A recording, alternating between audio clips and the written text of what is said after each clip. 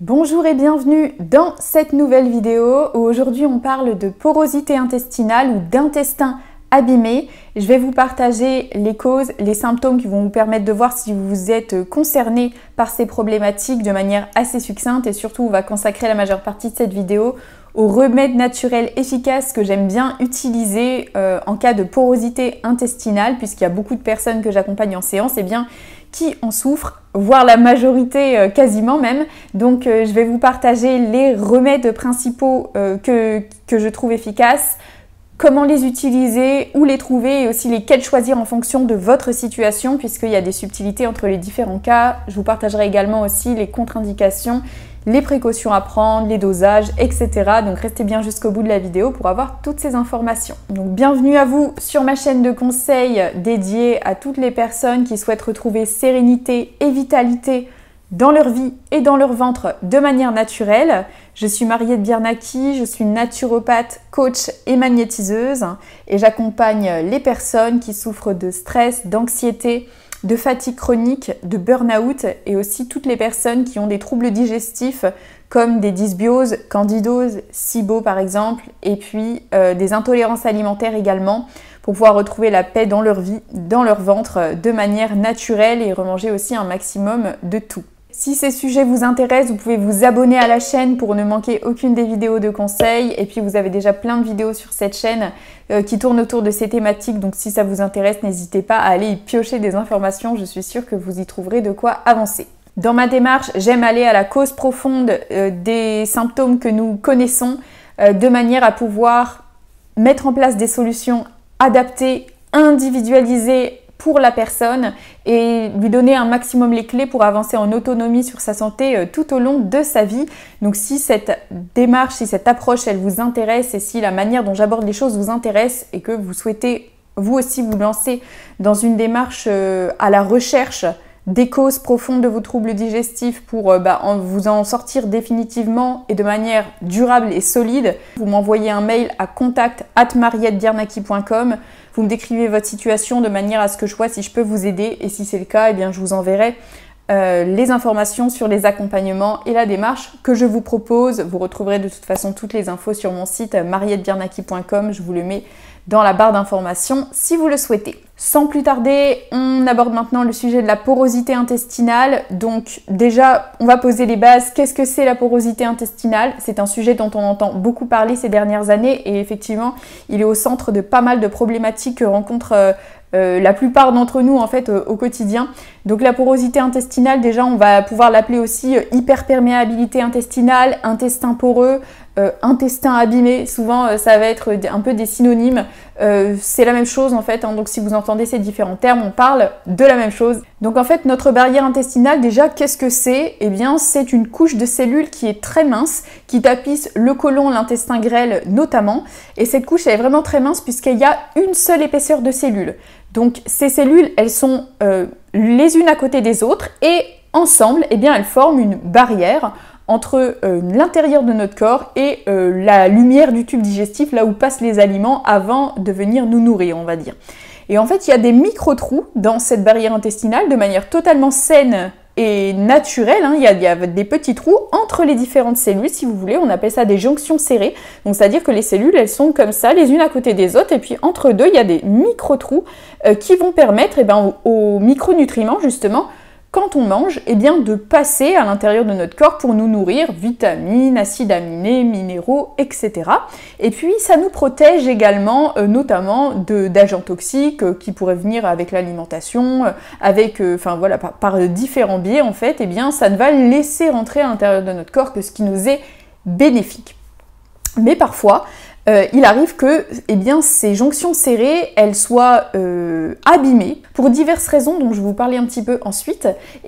La barrière intestinale peut s'abîmer, parce que je vous ai dit, c'est qu'une seule couche de cellules, donc il suffit qu'il y ait une cellule en gros qui soit abîmée, il y a un trou dans l'intestin. Donc là, je schématise grandement bien évidemment, mais c'est un petit peu l'idée, c'est-à-dire qu'il ne faut pas grand-chose pour que l'intestin devienne poreux.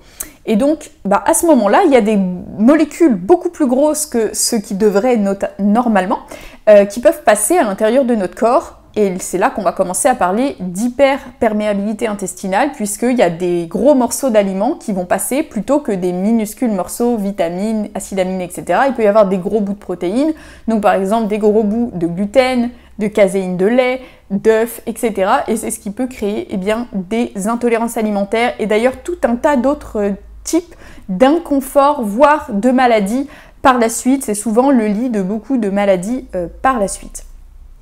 Mais je ne dis pas du tout ça pour vous alarmer parce qu'on va le voir, c'est un processus aussi naturel quelque part d'avoir un renouvellement de ces cellules et on va en parler juste après. Donc voilà, là je pose les bases, mais pas d'affolement, il y a des solutions et ça reste aussi un processus naturel jusque-là. Comme vous savez sur cette chaîne, j'aime bien expliquer les choses pour que vous sachiez pourquoi vous allez entamer telle ou telle démarche. C'est important pour moi de vous donner aussi les clés vers un maximum d'autonomie et de compréhension de votre santé.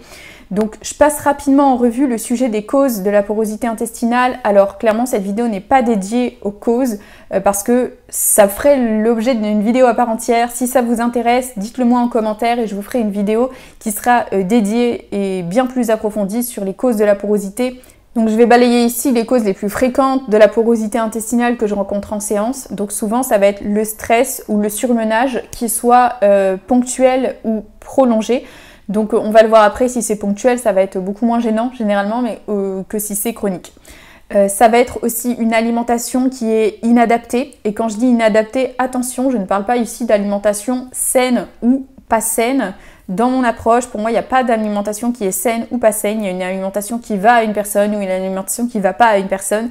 Et j'ai déjà vu tellement de fois en séance des personnes qui ont une alimentation saine, entre guillemets, mais à qui ça ne va pas du tout et qui ont du coup de la porosité intestinale à cause d'une alimentation saine, aussi bizarre que cela puisse paraître. Donc je referme la parenthèse sur l'alimentation saine, mais en tout cas voilà, une alimentation qui vous va. Ça peut être aussi lié à des carences et un des sujets que j'aborde le plus souvent en séance, c'est les dysbioses intestinales, donc les déséquilibres de la flore intestinale, comme le sont notamment la candidose et le SIBO. Ce type de dysbiose amène toujours à de la porosité intestinale, c'est systématique, ça va vraiment ensemble. Donc je vais vous parler aussi maintenant assez rapidement des symptômes de la porosité intestinale. Donc là encore une fois, le sujet de cette vidéo n'est pas de vous détailler avec beaucoup de précision ce thème des symptômes. Je vous ai d'ailleurs déjà fait une vidéo sur les 10 signes les plus courants d'un intestin abîmé. Je vous le remets dans le petit si vous voulez aller la visionner. Vous y trouverez des informations plus détaillées sur ce sujet. Je vous donne ici les principales de manière à ce que vous puissiez vous dire oui, ça me concerne ou non, ça me concerne pas. Généralement, si vous avez de la porosité intestinale, il y a au moins un ou plusieurs des signes que je vais vous dire ici qui devraient vous concerner. Donc déjà, ça va être sans grande surprise les troubles digestifs, donc alternance constipation, diarrhée, des troubles du transit d'une manière générale, des gaz, des ballonnements, le ventre qui gonfle. Ça peut être des douleurs intestinales également. Donc là, on va dire jusque-là, pas de grande surprise, intestin abîmé, troubles digestifs, mais il peut y avoir vraiment de la porosité intestinale sans troubles digestifs. Donc moi, forcément, j'ai un biais parce que la plupart des gens que j'accompagne ont des troubles digestifs. Mais j'ai malgré tout déjà vu des personnes, et vraiment c'est plus fréquent qu'on ne le croit, qui n'ont pas de troubles digestifs et pour autant de la porosité intestinale. Ou tout du moins qui pensent ne pas avoir de troubles digestifs parce que là encore une fois c'est un grand sujet mais beaucoup de personnes se disent bah ça va en fait, ça m'empêche pas de vivre au quotidien et se sont habitués quelque part à avoir des troubles digestifs modérés à légers qui sont pas normaux, où il y a de la porosité mais comme ça n'empêche pas la personne de vivre au quotidien, si vous voulez, elle s'en rend pas spécialement compte. Donc peut-être que vous allez vous reconnaître à travers ce que je dis là, donc ça me semblait important de préciser ce point. Donc quoi d'autre comme symptômes assez fréquents de la porosité intestinale? Ça peut être des troubles cutanés, donc eczéma, psoriasis, divers problèmes de peau, tout un tas d'allergies aussi, que ce soit allergies respiratoires, alimentaires, intolérance, on l'a vu. Très souvent, ça va également aussi avec de la fatigue chronique, une sensation de fatigue plus ou moins importante, mais en tout cas, ce qui est certain, c'est que la personne est rarement à son plein potentiel au niveau énergie. Souvent, une mauvaise qualité aussi de la peau, des cheveux, des ongles parfois aussi. Souvent de la perte de cheveux et des problématiques de peau diverses et variées allant de la peau sèche aux problématiques que je vous ai décrites tout à l'heure avec des boutons, des choses comme ça. Très souvent aussi des gènes ou des douleurs articulaires ou musculaires, donc que ce soit particulièrement aiguë ou modérée, une sensation un peu d'être rouillé, d'avoir un peu à se dérouiller le matin, etc. Ou voilà, les articulations qui tirent, etc. sans problème forcément mécanique avéré, on va dire.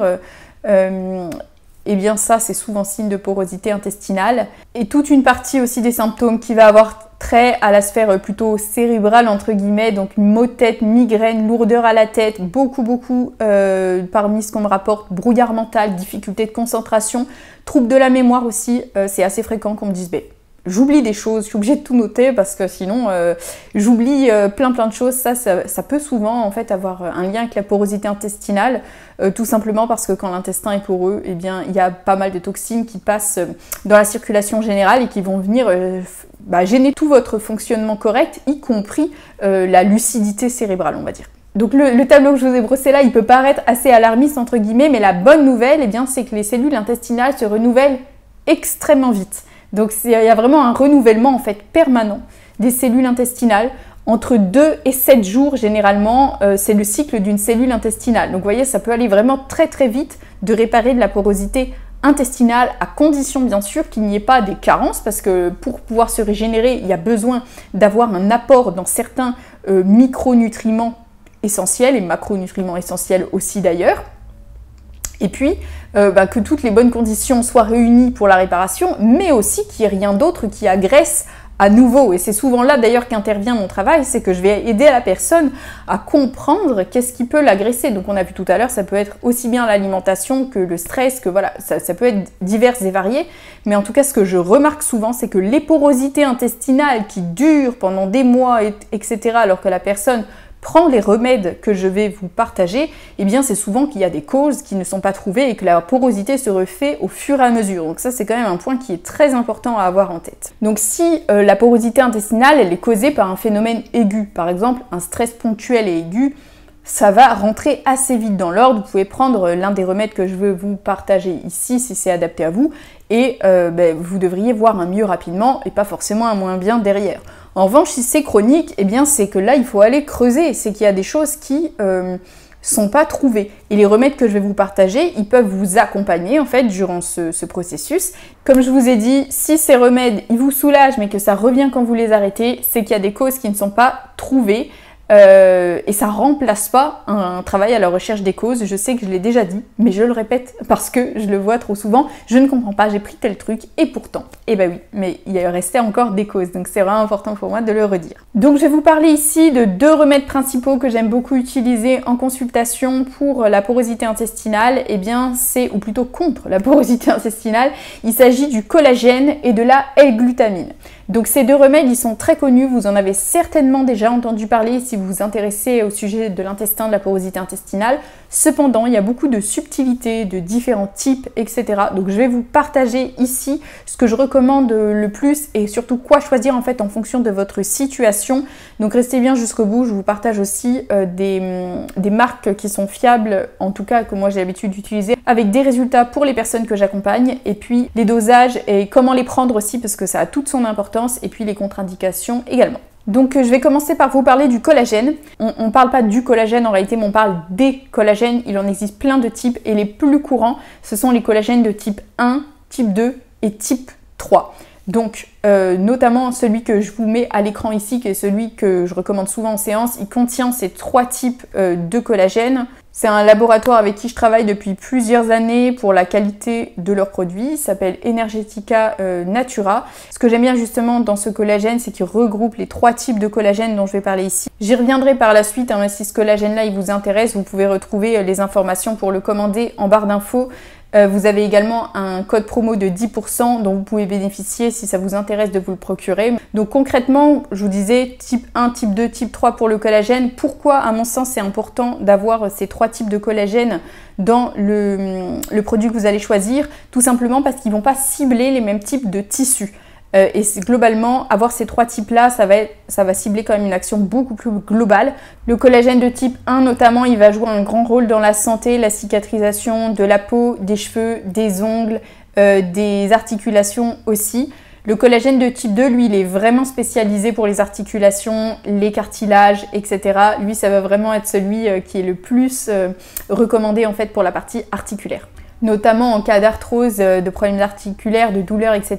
Ça va vraiment être important d'avoir du collagène de type 2 dans le produit que vous allez choisir. Et le collagène de type 3, il va jouer un grand rôle dans la régénération des tissus de l'organisme, dont l'intestin, dont la barrière intestinale et comme je le disais, en fait le lien entre douleurs articulaires notamment et porosité intestinale, c'est quand même un lien très étroit. Donc à mon sens, c'est important d'apporter justement ces différents types de collagène pour avoir une action plus globale et pas juste soulager la douleur, même si c'est déjà bien, mais en même temps, en agissant sur l'intestin, vous allez un peu plus à la cause malgré tout. Donc ça, c'est déjà le premier point en ce qui concerne le choix du collagène. Deuxièmement, parmi les types de collagène les plus connus, vous allez avoir l'origine du collagène qui est importante à prendre en compte, et souvent les plus connus, c'est le marin ou le bovin.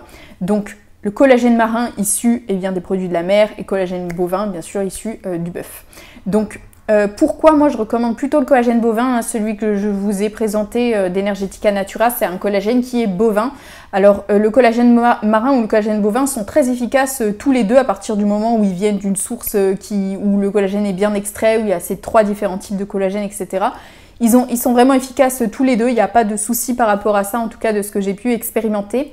La raison pour laquelle moi je recommande beaucoup plus souvent le collagène bovin, c'est parce qu'il n'y a pas d'histamine dedans et que la plupart des gens que j'accompagne ont des soucis d'intolérance, que ce soit directement à l'histamine ou d'intolérance alimentaire, d'allergie au pollen ou allergie respiratoire, etc.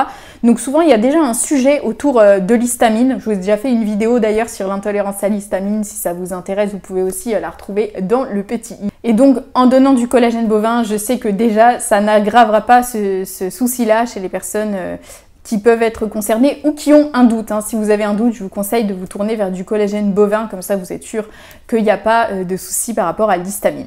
Et puis le dernier point qui est important à prendre en compte pour le choix de votre collagène, c'est que le collagène en lui-même a besoin de cofacteurs pour être bien assimilé et également pour stimuler la production intrinsèque du corps de collagène, donc notamment vitamine C, zinc, manganèse, etc.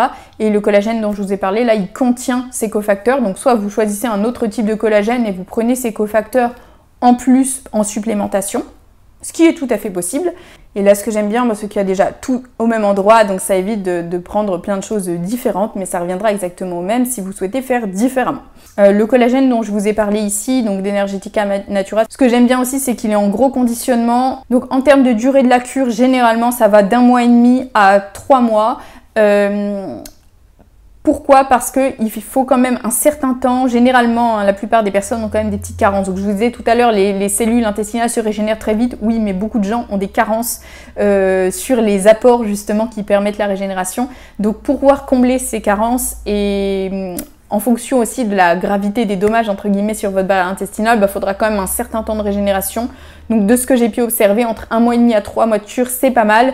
Si au-delà de 3 mois de cure, vous pouvez répéter l'opération sans problème, après je vous conseille quand même de faire une petite pause entre deux et puis de reprendre par la suite si vous en avez besoin. Cependant, si vous avez besoin encore de réitérer, c'est que, comme je vous disais, il y a des facteurs qui ne sont pas de cause, qui ne sont pas trouvés et réglés. Le collagène dont je vous ai parlé ici, c'est un collagène en gros conditionnement de 400 grammes, donc vous avez déjà quand même un bon moment de cure avec ça, donc ça c'est pas mal également. Faites attention au conditionnement aussi avec lequel vous achetez votre collagène, parce que parfois vous allez avoir des collagènes pas chers, mais il n'y a pas grand chose dedans, donc veillez quand même à faire attention à la durée de la cure que vous aurez quand vous choisissez votre collagène. On passe maintenant au deuxième remède dont j'aimerais vous parler, c'est la L-glutamine. Donc la L-glutamine, c'est un acide aminé, donc autrement dit c'est un petit bout de protéines, les protéines sont composées d'acides aminés et la L-glutamine, c'en est un. En fait la L-glutamine c'est un des acides aminés du collagène, puisque le collagène c'est une protéine, et puis la L-glutamine fait partie du collagène. L'inconvénient entre guillemets de se tourner vers la L-glutamine plutôt que vers le collagène, c'est que vous n'apportez qu'un type d'acide aminé, là où lui, le collagène, il apporte tout un groupe d'acides aminés qui va beaucoup plus se rapprocher, on va dire, de ce qu'on pourrait trouver dans l'alimentation, mais de manière beaucoup plus concentrée. Donc ça, c'est quand même un inconvénient, dans le sens où vous ne savez pas exactement de quels acides aminés votre tube digestif a besoin pour se réparer. Cependant, l'intérêt de la L-glutamine, eh bien, c'est que déjà c'est un des acides aminés les plus présents dans le collagène. Il y a aussi pas mal d'études qui ont montré son intérêt pour la réparation de la barrière intestinale. Donc cet acide aminé-là, la L-glutamine en particulier, joue un grand rôle dans la réparation de la barrière intestinale. Et surtout, la raison pour laquelle je le recommande assez fréquemment en séance, eh bien, ça va être pour les personnes justement qui ont des allergies, intolérances alimentaires qui réagissent un petit peu à tout, voire que c'est assez fréquent qu'on me dise « moi je supporte pas du tout les compléments alimentaires ». Ben, dans ce cas-là, je vais plutôt proposer à la personne, ne serait-ce que par précaution, de partir sur de la L-glutamine parce que comme c'est extrait chimiquement, entre guillemets, hein, c'est un composé isolé, eh bien, il y a moins de risques de réaction qu'avec le collagène, d'expérience en tout cas. Donc là, encore une fois, la L-glutamine que j'aime bien utiliser, je vous la mets ici, toujours de la même marque, Energetica Natura, que vous pouvez aussi retrouver dans la barre d'information avec mon code promotion de 10% si ça vous intéresse. Donc avant de vous parler de la manière de les prendre et des dosages, pour résumer les choses, si vous n'avez pas spécialement de soucis d'intolérance alimentaire très variés et que vous réagissez pas spécialement à tout, partez plutôt sur du collagène et sinon optez plutôt pour de la L-glutamine. Cependant, tout le monde est différent. J'ai déjà vu aussi des contre-exemples entre guillemets de gens qui n'allaient pas supporter le collagène alors qu'ils n'avaient pas moult intolérance. Ben, dans ce cas-là, rabattez-vous sur la L-glutamine. De toute façon, c'est votre corps qui a le dernier mot. Donc voilà, je vous donne au moins cette option alternative pour pouvoir faire vos différents essais. En termes de dosage recommandé, donc vous allez voir différents types de dosage suivant les sources. Généralement, ça va entre 2,5 g et 10 g par jour, que ce soit d'ailleurs pour la L-glutamine comme pour le collagène. Donc pour ma part, je conseille plutôt de commencer petit et de monter si besoin parce que le plus n'est pas toujours le mieux. Je vais peut-être le répéter beaucoup durant cette partie, mais ça me semble quand même important parce que je le vois souvent des personnes qui se bourrent un petit peu de compléments en termes de dosage. Et ben, des fois ça leur va pas juste parce que c'est une dose trop grosse en fait. L'important c'est que vous ayez du mieux, c'est pas forcément la dose que vous allez prendre. Donc pour le collagène d'Energetica Natura dont je vous ai parlé, ce collagène il vient avec une petite cuillère mesureuse à l'intérieur et il est recommandé d'en prendre une par jour. Moi je recommande plutôt de commencer par une demi ou voire un peu moins pour voir comment vous réagissez. D'expérience, les gens qui tolèrent pas forcément bien le collagène, ça peut leur donner des diarrhées, des gaz ou des ballonnements, ça peut être des nausées aussi, ce genre de choses.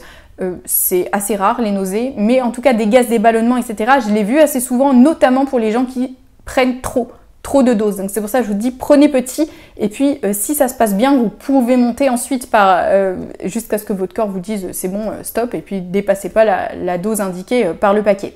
Vous pouvez aussi d'ailleurs le prendre en plusieurs fois, ça peut être pas mal, notamment si vous sentez que vous avez besoin d'une grosse dose mais que d'un coup ça passe pas parce qu'on a une capacité d'assimilation qui est modérée on va dire à un instant T, ben, vous pouvez les répartir sur la journée. Je vous conseille de le mettre dans de l'eau chaude, tiède, pour faciliter le mélange et de le prendre plutôt pendant un repas. Généralement, j'ai remarqué que ça passait mieux. Si vous avez vraiment un intestin qui marche bien, vous pouvez peut-être prendre en dehors des repas comme c'est souvent indiqué. Moi, en pratique, je recommande plutôt de le prendre pendant les repas et surtout de bien l'insaliver. J'insiste sur ce point parce que là, encore une fois, la sensation de ne pas tolérer le collagène vient souvent du fait de ne pas l'insaliver. Donc faites bien tourner la boisson dans votre bouche en l'ayant mélangée avec l'eau tiède, parce que si vous l'avalez tout rond, c'est un peu comme si vous avalez entre guillemets de la viande tout rond, bah forcément ça va ballonner parce que votre corps le reconnaît pas tout simplement, ça n'a pas été enduit de vos différentes enzymes, donc insalivez-le bien. En ce qui concerne la L-glutamine, je recommande plutôt de le prendre pendant les repas aussi. Et là, vous avez dans celle que je vous ai présentée d'Energetica Natura, des gélules de 500 mg. Donc ça vous permet d'adapter très facilement votre dosage par jour. Donc là, encore une fois, commencez petit. Commencez par peut-être 3 gélules par jour, une matin, midi, soir. Si vous êtes très sensible, commencez par une gélule par jour. À une gélule par jour, très honnêtement, vous ne verrez pas vraiment de bienfait sur votre porosité intestinale, mais vous verrez au moins si ça vous convient ou si ça vous convient pas. Comme j'aime bien souvent dire, d'abord priorité à ne pas nuire. Donc si vous voyez que ça ne nuit pas, ensuite vous pouvez voir si ça vous fait du bien. Et ensuite, vous pouvez monter jusque 3 gélules par jour, jusque 6 gélules par jour. Si vous voyez que ça vous convient bien, vous pouvez ensuite monter 2 matins, 2 midi, 2 soirs par exemple, toujours en répartissant, ce sera bien mieux toléré et assimilé. Au niveau des contre-indications à la prise de collagène et de L-glutamine, il y en a très peu. Là où il faut être prudent quand même, c'est si vous avez eu ou avez encore actuellement des soucis rénaux, car ce sont des composés protéiques et donc les reins ayant un grand rôle de la gestion des protéines, rapprochez-vous de votre médecin si vous avez des traitements pour la partie rénale ou si vous êtes sensible par rapport à la partie rénale, de manière à voir avec lui si c'est ok au niveau des dosages. Et si tout court vous pouvez en prendre, ça va être on va dire la principale précaution à prendre. Et puis ensuite bien sûr ça va être votre corps qui va vous dire s'il y a des gaz, des ballonnements, des troubles du transit. Soit il faut changer de forme, donc passer plutôt à la L-glutamine si vous avez tenté le collagène, ou abaisser la dose, ou changer le moment où vous le prenez aussi. Faites différents tests pour voir si c'est vraiment le produit qui vous va pas ou la manière de le prendre qui ne vous va pas. Et puis comme je vous disais, eh bien, le collagène et le L-glutamine sont des super outils pour la réparation de la barrière intestinale, mais ils ne remplacent pas une recherche de la cause profonde et du rétablissement du terrain, parce que au mieux vous verrez un bienfait, mais il restera ponctuel si les causes profondes ne sont pas trouvées, notamment si vous souffrez de dysbiose, candidose, SIBO, etc. Ce type de soucis perce la barrière intestinale. Pareil si vous êtes surmené de manière chronique ou si vous avez une charge mentale énorme avec beaucoup de stress de manière chronique. D'ailleurs, c'est assez fréquent qu'on me dise en séance, non, moi je me sens pas spécialement stressée parce que la personne est tellement habituée à être stressée en fait que c'est devenu sa normalité et se rend plus forcément compte. Ça arrive quand même assez souvent. Et si mon approche, elle vous a parlé, si vous vous dites que vous avez envie d'aller plus loin sur ce chemin de la réparation de la barrière intestinale de manière durable, solide, à la recherche des causes, vous pouvez tout à fait donc m'envoyer un mail à contact@mariettebiernacki.com en décrivant votre problématique. Et moi je verrai si je peux vous aider et si c'est le cas, je vous enverrai les informations sur mes accompagnements et la démarche que je vous propose. Là encore une fois, vous retrouverez toutes les infos dans la barre d'informations et sur mon site mariettebiernacki.com. Si cette vidéo vous a aidé, vous pouvez me mettre un petit pouce et vous abonner pour ne pas louper les prochaines vidéos. Je vous dis merci beaucoup d'avoir regardé, j'espère que cette vidéo va vous aider. Prenez bien soin de vous et on se retrouve très vite.